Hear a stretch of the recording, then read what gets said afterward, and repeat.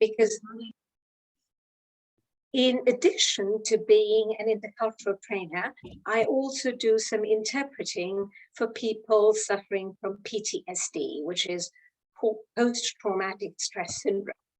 And it's really interesting to see how the neuroplasticity of the brain, the ability for us to change our thought processes, adapt thought processes, is really hardwired into our systems. And here is the personal example I would like to share with you. And this is a gentleman who was a dear friend and the parent of dear friends of ours. And if you look at his life story, for me, it is a classic example of how these changes can take place. Mr. Dietrich, as a boy of barely 17, was conscripted into the army, became a prisoner of war in France.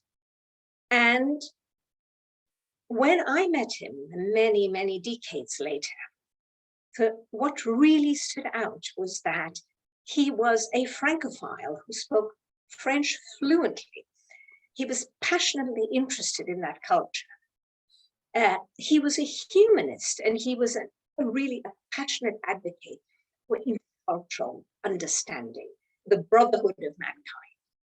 And it's a question we can ask ourselves: how is it that a young boy like that, who had spent a major part of his life growing up in an environment which fostered othering and even hatred, came to see the former enemy as a friend and as someone who was part of this great brotherhood? Right, so let's look a bit at the neuroscience behind it. Here we have a brief definition, and I think we all know of this partly also because we all know these stories of people who've been in accidents or who've been in comas for long periods of time, who had to come out of it and who had to rewire themselves.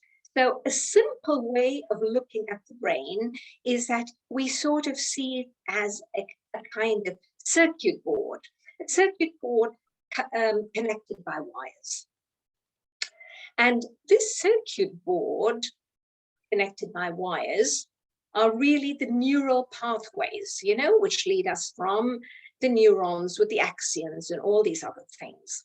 And all the neuroscience and all the neuroimaging has shown that if we repeatedly think or act in a given manner, then it forms stronger connections, a little like ruts in a road. So if you traverse the same pathways over and over again, these become embedded in your neuronal systems. The power of habituation, if you so wish. We will be looking at habituation in a second. But actually, if you think of it, like ruts in a road, there is the capacity for change. What it really means is the wires are living, dynamic organisms. They are more like branches, interconnected branches, like in a living organism, which is what our brain is. And these are capable of growth, of alteration, and of course of being stunted.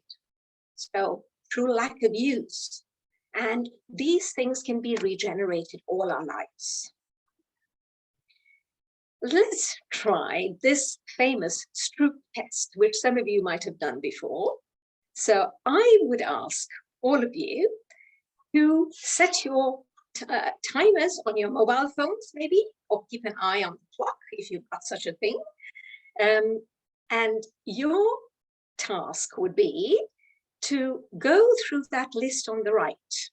And you have to name the ink color and ignore the actual word. Start now.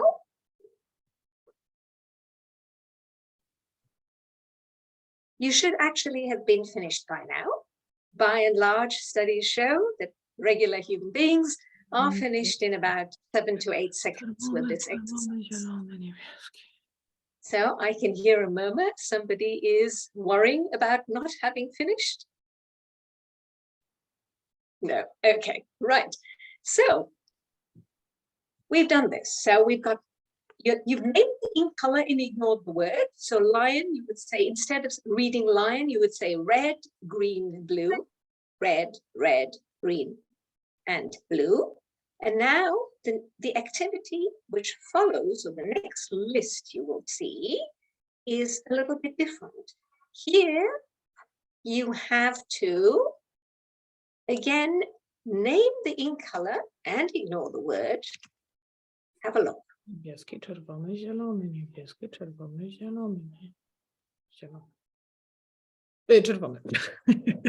Oh, Agnieszka, you are loud. It's so funny.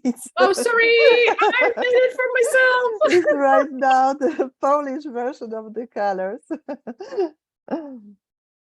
So, Vinita, as you see, it works. Yes, so you've done the words languages. Now. Right, we've heard them in I'm Polish sorry, I as well. became a guinea pig for everybody. That's fine, you did that.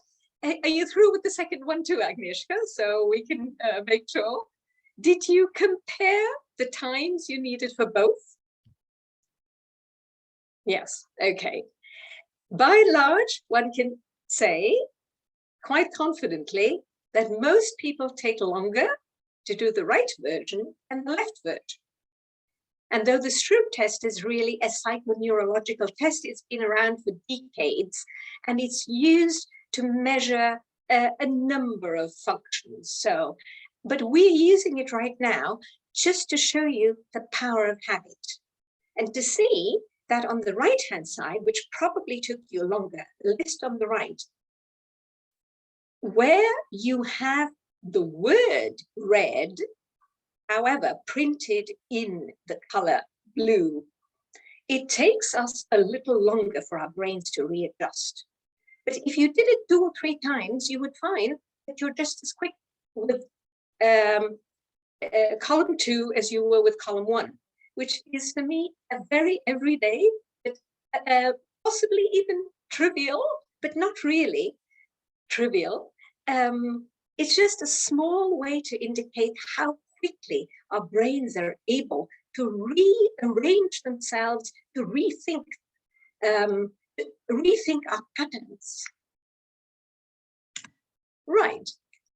And look at history, and well, we don't have to go that far back, but if you look at the lives we have lived, actually in most of our lifetimes, if you are, you were born in the 60s and later even. So if you look at this, the brain can actually change itself through external stimuli.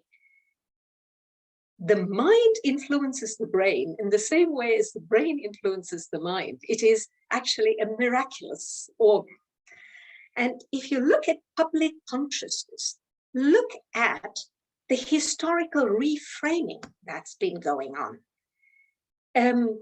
50, 60, 70 years ago, the glory of empire, from the perspective of the conquerors, that was what was primarily taught in history books everywhere. And today, there's this focus, which has changed to the evils of colonization, which is from the perspective of, if you may so call it, the colonized, the oppressed. Yeah? The winners, the Davids have replaced the Goliaths in this historical narratives. If you look at the reframing of norms, such as LGBTQ rights, and you can see a sea change there, which has impacted every corner of the globe in one or other way. Or if you look at us personally, and if you look at the discourse out there, there's this personal reframing where people no longer call themselves cancer victims or patients, they call themselves cancer survivors. They are warriors in this battle against the disease. I can see that there's some hands going up. Joanna, would you perhaps be able to advise? Yes, immediately. So we've got here, just a second, two participants, Magdalena and George. So let us say ladies first. Magdalena, yes, how would you like to ask the question? Let us have a look.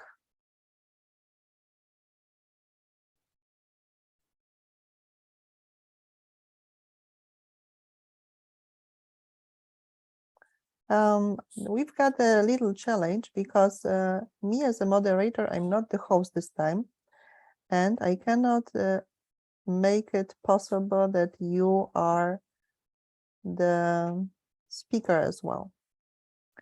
So this is a tiny challenge. Maybe I could ask you simply to write down your question in the section with questions. Or maybe in the chat, if that's working. Unfortunately not. That is possibly why the participants are raising their hands. Exactly, yeah. Unfortunately not. This is something that hasn't happened to us so far. And yeah, we cannot really do anything about it. So Magdalena and George, please bring a little bit of patience. Maybe I can ask you, Vinita, to go on, and in the meantime, we are going to figure out how we can make the communication smooth, okay? Right, yeah, thank you. But please hang on to your questions or your comments, please. It would be very interesting to hear about them as soon as this has been fixed. Right. Okay, so to proceed, let us have just a very, very brief look at the biology of the brain. And we're looking at, for the sake of simplicity, we're just looking at these three basic regions: the limbic system, the prefrontal cortex, and the neocortex. And it's a useful way of structuring the webinar, but it is really a very simplified overview because, as all of you know, it is a network of interconnecting branches, and every region of the brain is interconnected with the other in one or other way. Although there are primary regions for certain things, the brain is something which works together, and all these regions work in concert to produce whatever thoughts, actions, or, you know, anything that makes us human beings. Right. So let's start with the limbic system. You all have heard of this word, the amygdala, which is a bit of the, the villain of the piece. And it is sometimes described as being part of the reptilian brain, or close, the entire limbic system, something we're at the mercy of, because this is indeed, as you all know, because it's been very much in the intercultural discussion of late, it is the brain's emotional response center. And so when stimuli come in, the response comes in spontaneously. The amygdala is this little region, which you can see in green, which responds to the stimuli from outside. And this is part of our natural survival mechanism, the fight or freeze or flight, all kinds of mechanisms. And as we all also know, these basic original survival systems are very, very closely to two very essential functions of the brain, and that is our reward function and the fear function. And these were the two things that were essential for us as Homo sapiens to survive. And the fear is not to be underestimated, and rewards also. But fear is an important part of our makeup, because that is what helps us to recognize danger. And danger is often associated with othering, because you see somebody who might be a potential threat, who is not part of your in-group, then the amygdala fires and creates these so-called implicit biases. If you look at the research, it seems to indicate that implicit bias is very closely linked to the function of the amygdala. It's a natural human response. However, as mentioned before, we are not at its mercy. We will come back to it in a few minutes. But what is important for us as interculturalists here is to do two things in tandem. And one of them is to reduce fear in whatever way we can. And the other would be to give an emphasis to the rewards which our limbic system actually craves. So in a sense, it craves freedom from fear, and that is a reward in itself, other than the pleasure principle, of course. Right, now we had intended to ask you to share your thoughts on what could possibly provide the rewards in an intercultural setting in the chat, but unfortunately, as it's not working, I would say, please save up your excellent ideas for later, and I will just proceed with this to show you some of what we have actually already got out there, and which I have standing on the shoulders of giants, I have plundered the minds of many people over here to create these ideas. Right, so we're looking at the basic principle, rewards and threats, how to minimize threat, maximize reward. What could we do? Well, essentially, freedom from fear and a reward would be by tapping into the positive emotions. Now, this is something we all know because we are not just interculturalists, we are also educators. And the interesting thing to bear in mind is that there are many ways to go about it. And here you have a quick overview. Let us not underestimate the power of entertainment. I'm putting this in inverted commas because the word entertainment sometimes suggests something superficial and irrelevant. But actually, it's a very essential for our limbic system. So storytelling, and we have an expert here, we have Joanna. Storytelling is a very, very important way for sharing experience and to reduce othering. You listen to the story of the other. You listen to the music of the other. You create music together. You do so many things in connection with all these various channels, because all our sensory channels are very closely linked to the amygdala.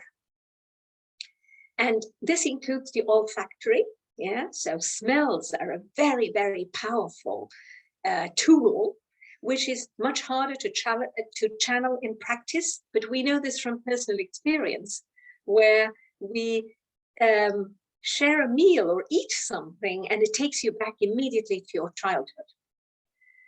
And the second thing here is the power of language. And here I'd like to share with you a little bit more in a separate slide, because I feel that we are in a very multilingual environment here at SIETAR Europa, and that would be interesting to see too. And we'll look at that in greater detail in a second. The third one would be appealing to the senses, which we just talked about. Anything othering is reduced through familiarity and also through novelty. So being able to perceive all this with all our senses really helps us to experience the other. And then, most importantly, it's to work towards well-being in an intercultural session. I see that in the psychotherapy sessions, how important it is for the therapists themselves to create a welcoming climate. And for us too, as interculturalists, I think it would be important to bear in mind that we need to have, create a wonderful ambience, and also to use some of the techniques available out there, all the mindful and relaxation techniques, the ones which appeal to the freedom from fear part of this thing. Yeah.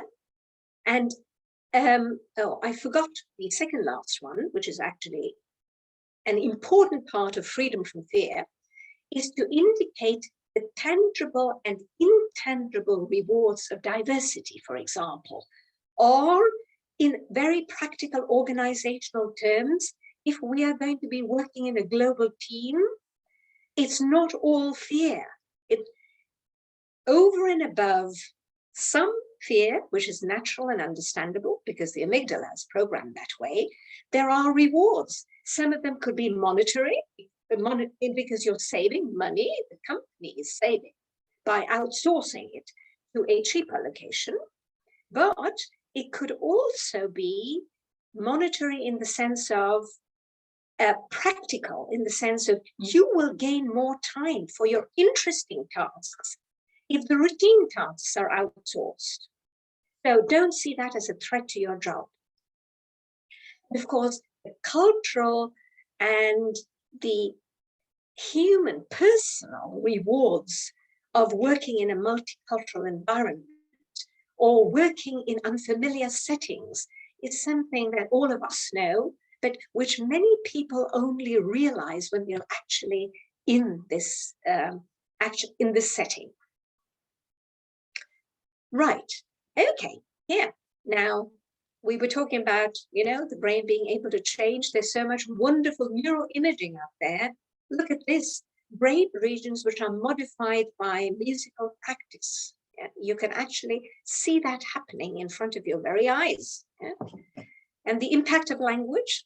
I found here 3 very interesting things which I would like to share with you. One of them is the power of symbolic language. We know this because, the people in advertising know this. People in politics know this. People in politics, especially populist politicians, are very much aware of the power of the 2 issues we discussed earlier, rewards and fear. They play to rewards, they play to fear. Fear of losing your cultural identity, fear of being outnumbered and replaced, and fear of losing privilege. And in the same way, language can be used to reinforce fears or to reduce them. Because especially symbolic language, metaphors, similes, are used to direct and filter our views because it emphasizes certain features and downplays other features. And you can see that there's neuroimaging data which shows that symbolic language is so powerful that it actually works beyond just the language region, which is often considered to be the broca region. It activates many regions around it because it appeals to our feelings in a very primal way. And the studies also show that it was obviously of evolutionary importance to us. Otherwise, language would not be processed in so many different parts of the brain. And then there's this fascinating thing called the foreign language effect. And all you bilingual, trilingual speakers out there might want to look into yourselves and see if it applies in your case. The neuroimaging seems to indicate, well, the final verdict isn't out there yet, but they seem to indicate that there is weaker emotional activation, if you hear an emotional word, in the second language or in the foreign language than you would in the native language. So an emotional word would be something like, a simple word expression would be love, but it could also be something like, beauty or compassion or any of these other emotional words. And the activation is apparently weaker, say the initial neuroimaging studies. So the importance of language. So as soon as we liken people or groups of people, in some kind of imagery, the embedding of this group or of this individual in this imagery immediately changes your response to them. And we know how this has been misused in many, many ways. And it's being consciously addressed in the entertainment industry so that these tropes are not constantly being replicated and reinforced. Right, now we move on to our next region, which is the prefrontal cortex. And the prefrontal cortex is what you might call the executive functions, is the way the literature seems to describe it. It's an area which is responsible for a lot of the cognition that goes on in our brain. By the way, it develops rather late in life. Late in life means not when you're an old person, but after the ages of 13, 14, 15, it really starts growing and developing, which is why young people are more prone to impulsiveness and so on. And here you can see it's really the region which is responsible for evaluation. You look at an assessment, so you look at a situation and you evaluate it, you use your judgment, your reasoning, but also your creativity and all kinds of abstract modes of thinking to deal with a situation in a human being, a setting, whatever it might be. So the prefrontal cortex is an important tool in this process of perspective changing and furthering of neuroplasticity. Here, look, if you want to change your perspective, think of what it actually means. It means that you are required to channel a lot of these functions of the prefrontal cortex. You have to assess the situation. You have to reflect on it, reassess, look at the judgment. You have to be creative and thinking, how does it look from the other side? This lioness may not be swallowing her cub.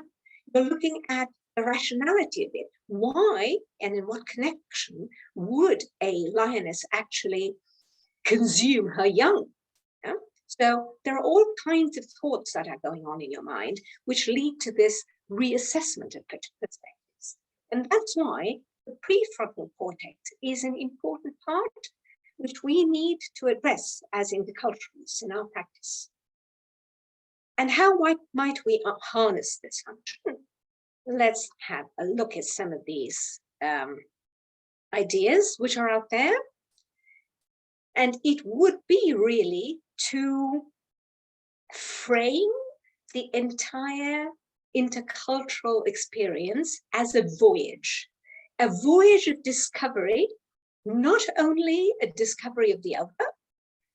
Okay, so if we are looking at an organizational scenario, no, we're not just going to be looking at the Chinese colleagues we're working with, but we're going to be looking first also at ourselves. And this is something that Edward Hall mentioned years ago.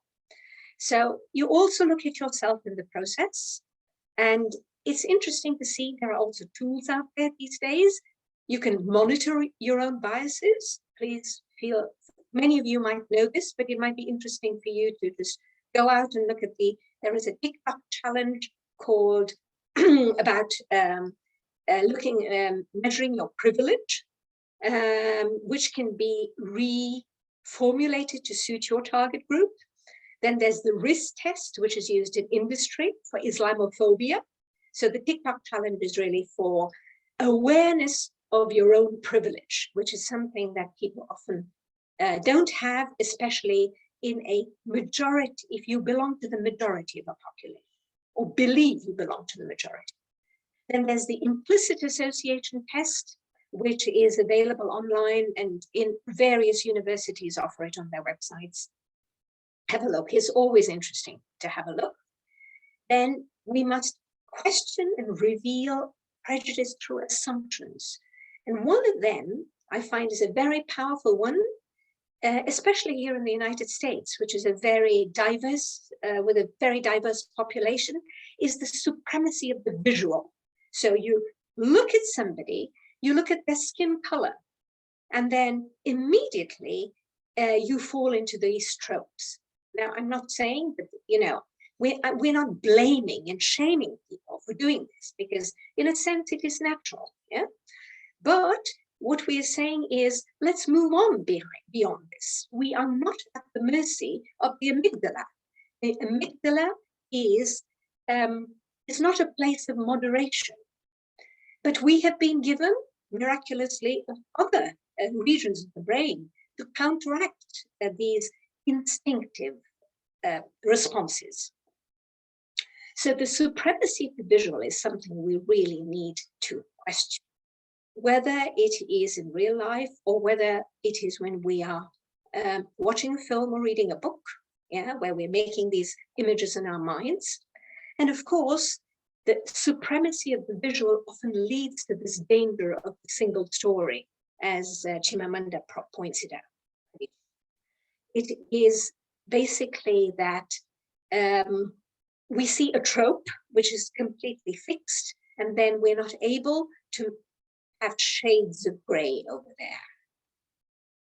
And then, of course, we must not forget curiosity. Curiosity is something that is hardwired into the human system. It's part of the fun principle. And novel stimuli, and I find this interesting, that sometimes fun facts, which might seem trivial, can generate an enormous amount of interest. And I'll give you a personal example. A week ago in a workshop, 4 Germans working with Indians, I happened to mention that Freddie Mercury, the singer, Freddie Mercury, was of Indian heritage. And that sparked so much interest in so many people that which I could not have imagined. Then the other one is, the next one I'm looking at is practicing cognitive flexibility. And cognitive flexibility means 2 things. One is re-examining facts as you think you know them. For example, now, if you ask an American audience which nation is closest to you geographically, or which nations are, they will say quite correctly Mexico and Canada. And if you ask the next question, which nation are you closest to without sharing a geographical border, hardly anyone will say Russia, which is the actual answer. Because at the closest point, they're only, less than 50 miles apart, the 2 countries. And this simple little fact sometimes leads to a change of perspective, because we tend to see maps as 2-dimensional, because that's how we learned them at school, or at least that's how I did. And we forget that the world is a globe and it goes around. And sometimes people need that kind of stimulus to rethink what they've always believed to be true. And perspective-taking activities, there are a whole lot out there. Let me give you a very simple classic example. One of them is you rewrite a familiar fairy tale, such as Hansel and Gretel, for example, from the perspective of the witch. By which means you actually have to rethink the narrative and see, how might have Hansel and Gretel behaved and so on. What was the perspective of the witch? Yeah? So there are things out there. And it's funny how people seem to enjoy doing these from time to time. And finally, and this is what I promised, but there doesn't seem to be much time for anymore, is meditation, mind control and awareness practices, there's a huge deal out there. There's attention meditation, which is like mindfulness. There's monitoring meditation, where you monitor your own feelings, you monitor your own experiences non-judgmentally. Then there's all these for compassionate empathy. Look at Daniel Goleman. He makes the distinction between cognitive empathy, emotional empathy, and compassionate empathy, 3 types. And meditation can help on all these fronts. It can help with the emotional empathy, where you feel with the other, but it can also help with cognitive empathy, where you understand the perspective of the other. And there is compassionate empathy, which is a combination of the two, where you're not so overwhelmed by emotional contagion, but where you say, this, I understand where you're coming from, and this is what I could help you with. So mindfulness also calms the mind. It takes away the anger factor. And a lot of, especially today in the political climate of many, many countries around us, there is a sense of diffuse anger, where you're not sure what you're angry about. But there are, some of them are real injustices, some of them are perceived injustices, and they are sometimes can be channeled towards specific hate groups. And meditative and mindfulness practices helps you to regain the sense of balance. Now for our final region, which is the neocortex. It's the enormous region, and it includes everything. So really, it's basically all the gray matter. And it's responsible for so many things, includes so many things. And what the studies indicate, and I find this also very fascinating, is that the neocortex can be best accessed through experiential stimulus. That means learning through experience. Now, we as interculturalists, we know this. We are well aware that going to a foreign country, interacting with people, being in groups which are unfamiliar can change our perspective. But how do we, in our intercultural practice, we can't always provide this degree of experiential learning. And it apparently, the learning from experience does the most in pruning of neurons and so on. Therefore, Joanna, I'm almost through with the last slide, and that is physical social interaction. There's the so-called contact hypothesis, which tells you more if you'd like to look it up. But in positive circumstances, then there are lots of technologies out there. Please go out and have a look. Some of them are not possible for us, like virtual reality, like the police force have started using in the United States, or what pilots use, the simulation, where you actually feel the being in a different environment. Then, but we can use video chat to interact. And then there's gaming, and I've added here a few sources if you would like to look into it. It's really interesting to see that video games, if played consistently over a longer period of time, and if you adopt an avatar which is different from your own, it could be gender or ethnicity, or you could even be an animal, that it helps you to rethink perspectives and to gain empathy for that.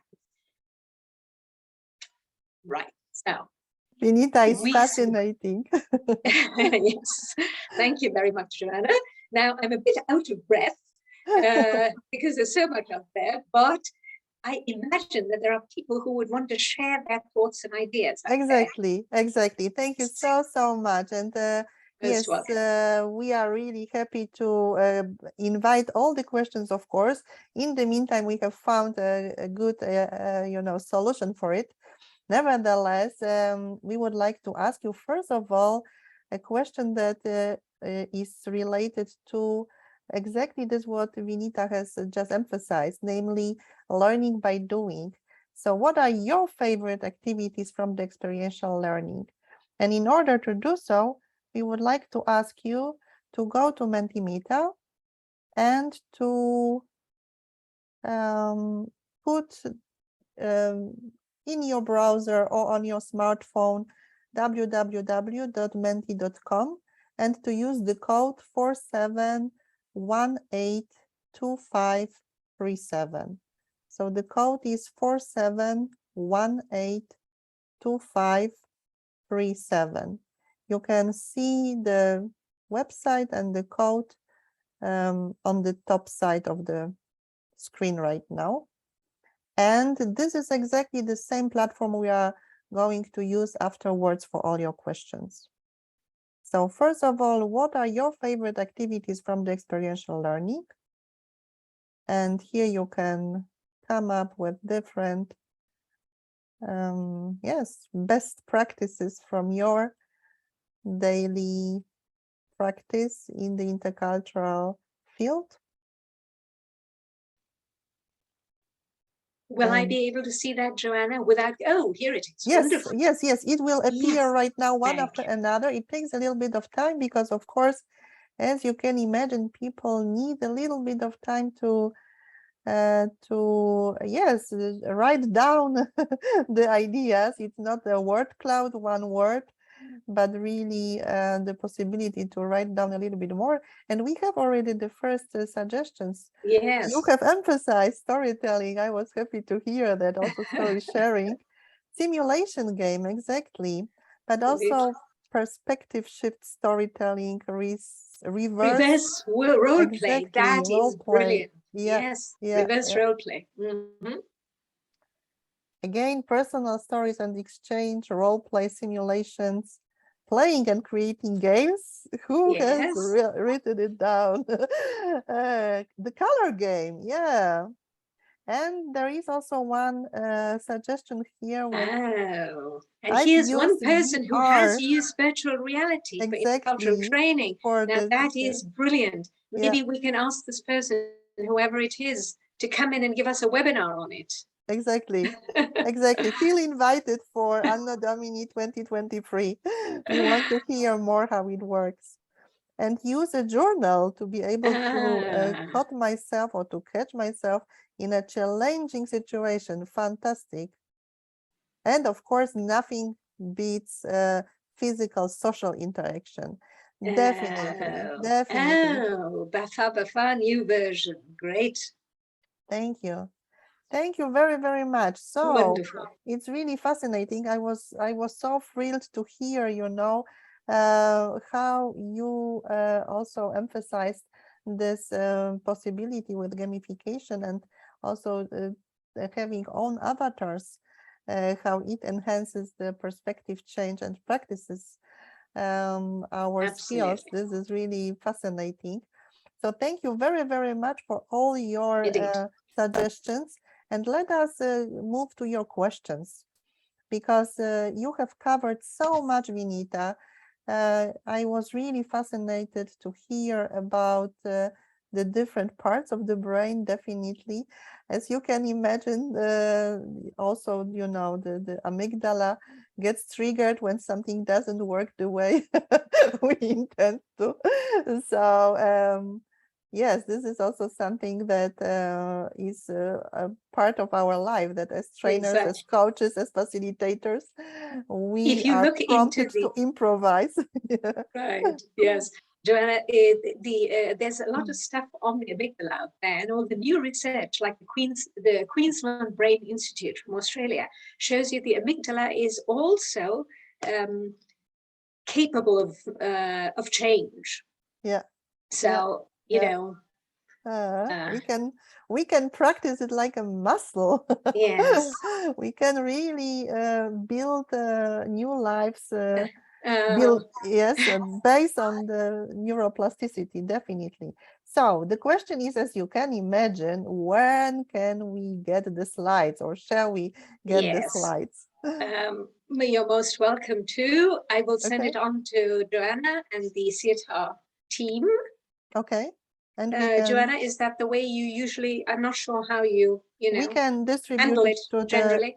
we can distribute it to the participants, yes. Okay, great. So I would be happy to share them with you. Yes, how to increase virtual connectivity. This is right now our spontaneous solution. So thank you for the question. Yes. And here we've got also the question. Yes, if you have a book or maybe you would like to recommend any. Yes, well, maybe I will put it in the presentation. I Mhm. will put my sources in the presentation slides. Okay, perfect. Yeah, Thank you. because I took it from so many different sources that I can't recommend a book. Yeah, okay. Thank you so much. And here is a very, very concrete question regarding your content. What would Yes. you, what would be your critical thoughts about IAT test and its Absolutely. limits? Yes, you're absolutely right. I am myself not an absolute advocate of these tests because, you know, there are tests are in themselves because of their format, they're limiting, and they don't permit they permit only a certain number of permutations and combinations when you're answering. But I think it is interesting to let people do these tests and then discuss them and see whether they themselves see them as an accurate representation. Yeah, where you say, you know, this test, because you have all these intercultural tests out there as well, Yeah. intercultural competence tests. So if you do a test, I always tend to combine it, use it as a sounding board, a kind of, you start off doing it, and then you use it as a sounding board to exchange takeaways, or I realized for the first time that there might be some truths to this. And people sometimes say this is absolutely does not reflect me, and that's fine. Yeah, yeah, Yeah, we're not in the finger pointing game, exactly. which can be difficult because we often represent our principles in intercultural training. Our principles and our values always come to the foreground, and this can make it difficult for us to say, I don't like what you're saying. Yeah, exactly. Yeah. And when you also, say that it's just a possibility to start the conversation, yeah, this is really the added value. So we have also, one comment, as you see, regarding the International Cultural Neuroscience Society and Yes. their conference. So thank you for drawing our attention to this event. Thank you very much. And we've got a fantastic question that pops up right in the middle. How would you encourage those who are extremely resistant to change in terms of increasing intercultural diversity in the workplace? Yes. Reducing fear is one way, but how would one address the racism aspect? Well, my former professor once said to me, you will never be able to change the world. And I've been in this business for a long time. You win some and you lose some. And for me, the idea behind it is, have we given them this little spark which has triggered something? Yeah. And I think you cannot change an adult person within an intercultural training. This epiphany, we're all looking for this, you have this, your participants have this epiphany on the road to Damascus and are transformed. Is a wonderful vision, but I'm afraid we have to be pragmatic. But have we offered them something which they take home and which gives them food for thought?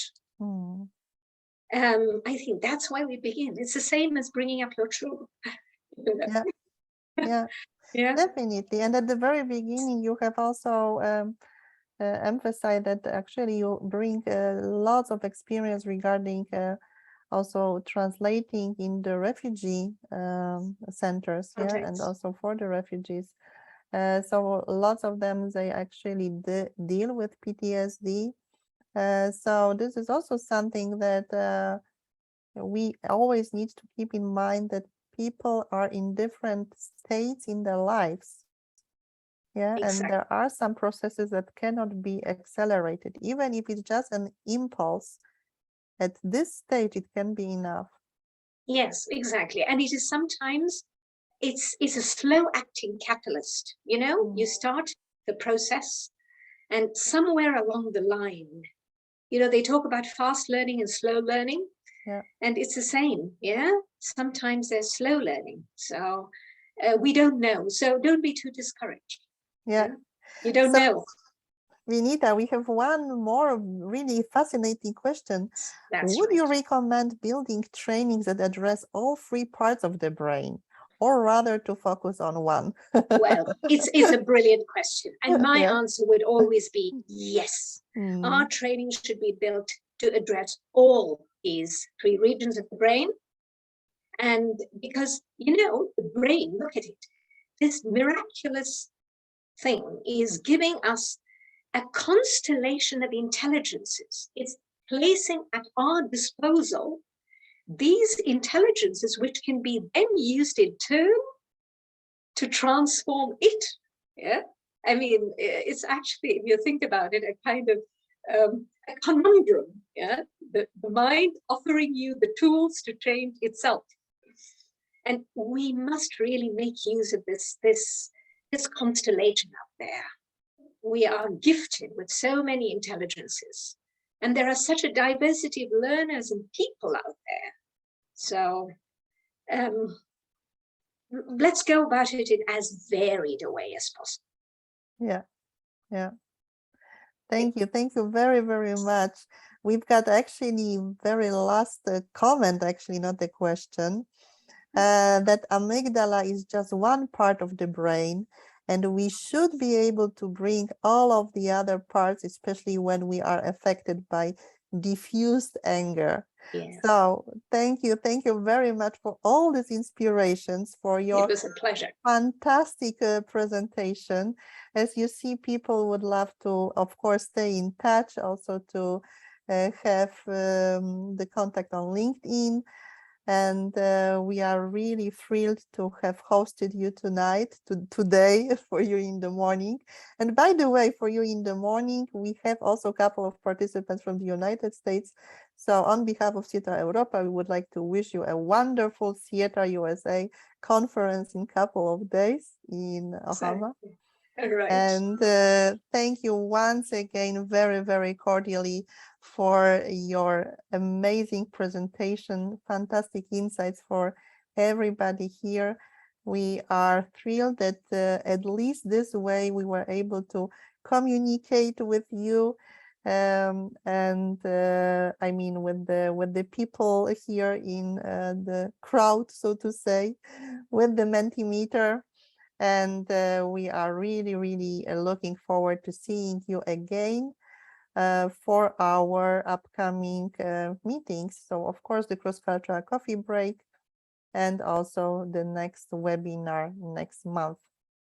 Thank you very much. Thank you much. There's this lovely thing. We need feedback from others, not just self-testing. I agree entirely. That's what I meant. Using the test as a sounding board. Sorry, I just saw it was right at the bottom, so I just saw it. Yes. Definitely, yes. Well, I'm sorry, Joanna. Sorry to interrupt. No. I guess it was also the comment regarding, dealing with the tests. Yes, so very valuable comment that it's really a lot about also hearing from the others. So thank you all for listening, and thank you so much, Joanna and SIETAR team, for having me on board. Thank you very, very much. And we wish you, of course, all the best for all your projects. Take care. Take care, everybody. Has it stopped recording now, Joanna?